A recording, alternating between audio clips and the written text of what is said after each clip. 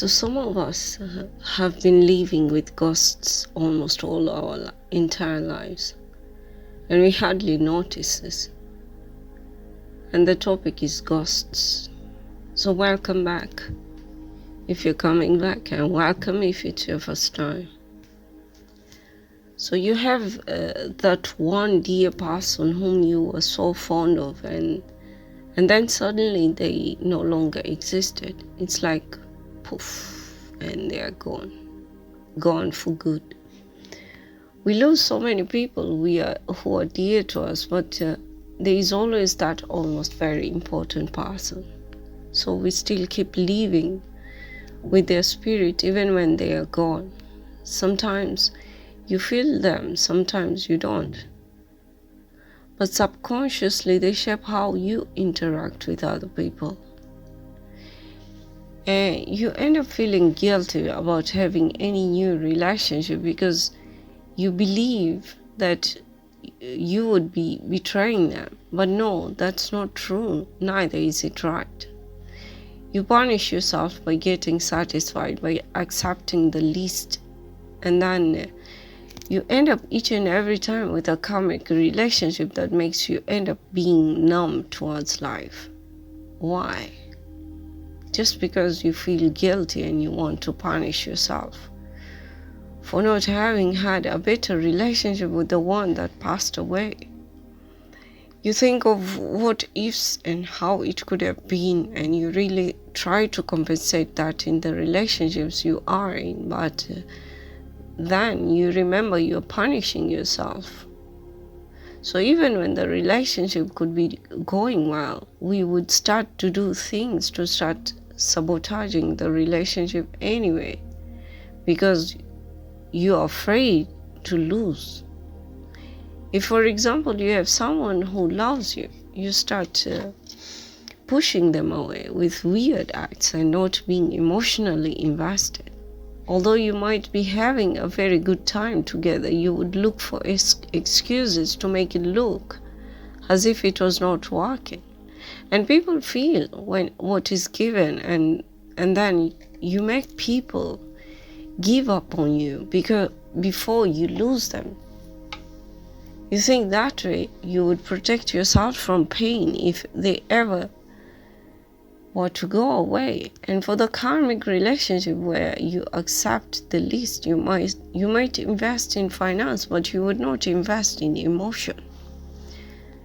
Just because you feel the need to punish yourself because you think that you deserve to be punished by the way the karmic treats you. And sometimes you might not be that much affected by the crazy ways they act towards you because you numb yourself. You become indifferent because you think you are not supposed to enjoy life because the person who passed away was not there. You feel you can't enjoy without them. It would be sort of like a betrayal to them, the person who was gone. And the partners with you sort of always has to compete with a ghost that is not there visibly, but is always there invisibly. And this creates tension and remorse, and in the end you start resenting each other because of a ghost. All because you don't want to let go of a ghost. A ghost becomes a foundation to all your relationships.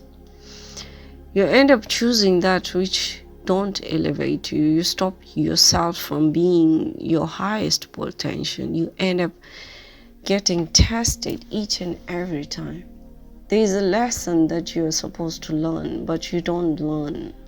Death is controlled by God, and when your time comes, God takes you back, and that is what happened to your loved one.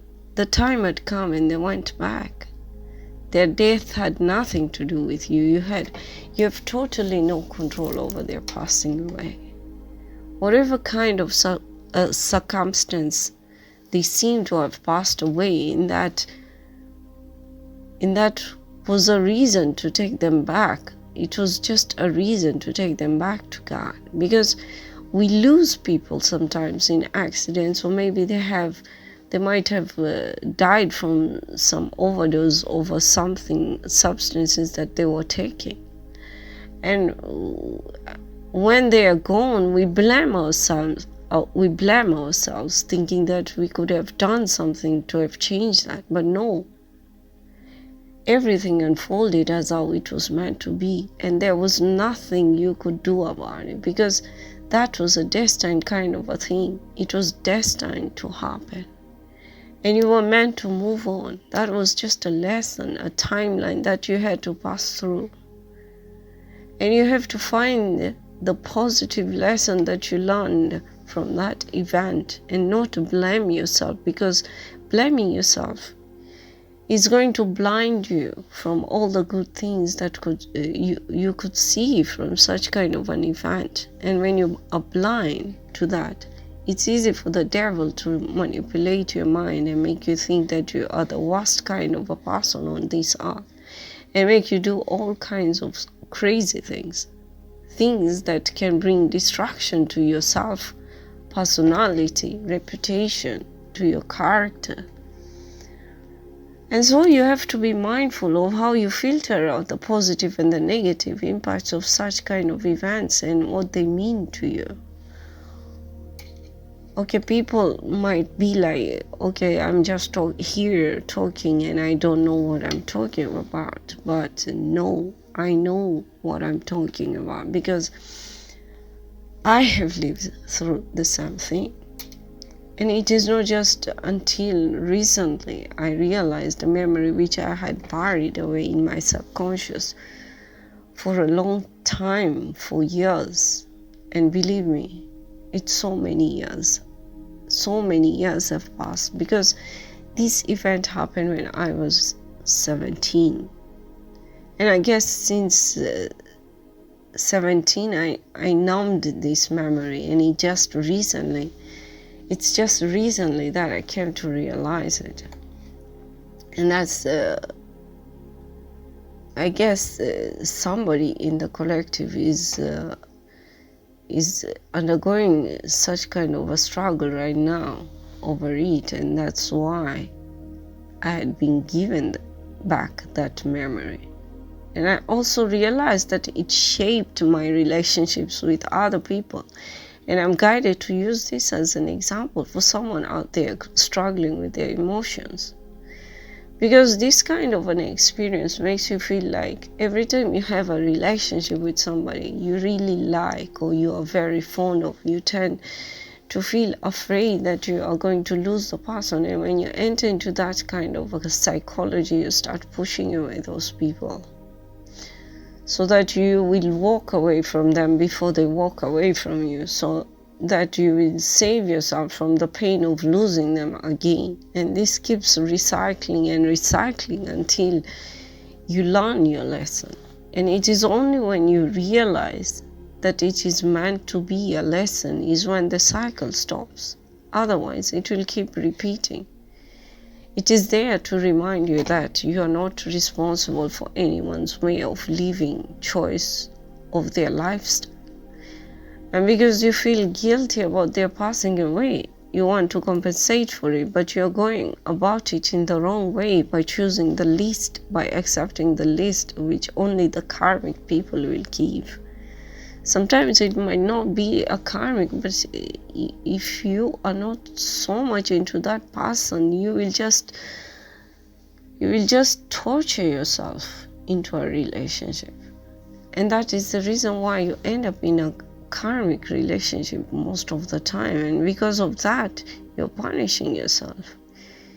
You need to get out of that mindset that you deserve to be punished. No, you don't. Everyone makes choices in their lives, and the people who passed away made their choices, and you did your best to support them when they were alive.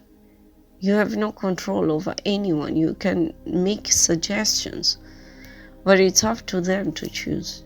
You can't force them to do anything. And you have no control over anyone's death. God has the control. He gives life and He takes life. So I hope this helps someone realize that it's not a mistake. You're not at any kind of any faulty way. It's not your fault that they died. You have no control over anyone's death. Only God has the control over anyone's death. You can't control who dies and who doesn't die. There's a lot of banging, and that's a confirmation. You have no control at all over their death. You have no control at all. It is God's. It's in God's hands. God is the one who is controlling the death of people. He brings you to this world and he takes you back, and you have no control over it at all. And people make choices of their own. People make choices of their own. You can do your level best to support them, but if those people don't see the kind of support that you're giving them, and they don't do anything to rectify the wrong that they are doing, this is not your fault. So you should not blame yourself. You should not put yourself in a position that you need to punish yourself in order to compensate for that, because it won't. And you're just piling yourself up with so many other karmic kind of relationships which you don't need to be in. And sometimes people, because the karmics, they are too clever, they see this and they want to make use of it, and that's how they get to use people. So just know, all that you need to do is just forgive yourself for thinking that way, because it's not in your control. You're not the one who created them. You're not the one who made them die. You're not the one who unalived them. You're not the one who made them take any kind of substance or do anything which is crazy. You're not responsible over whatever they have done. You tried your level best, so forgive yourself, forgive them, and let it go. Just let it go. Forgive yourself, forgive them, and let it go. Let it go with love. Send them love. And show them that you forgive them.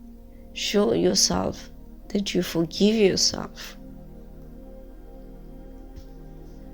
And if you are feeling like it's really hard, just imagine them in a bubble, and you fill the bubble with love. Think of it in any color which is your favorite.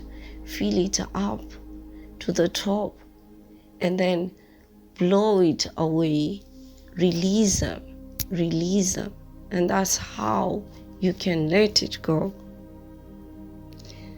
And then that's when, just know that that cycle will not repeat itself again, because you learned your lesson.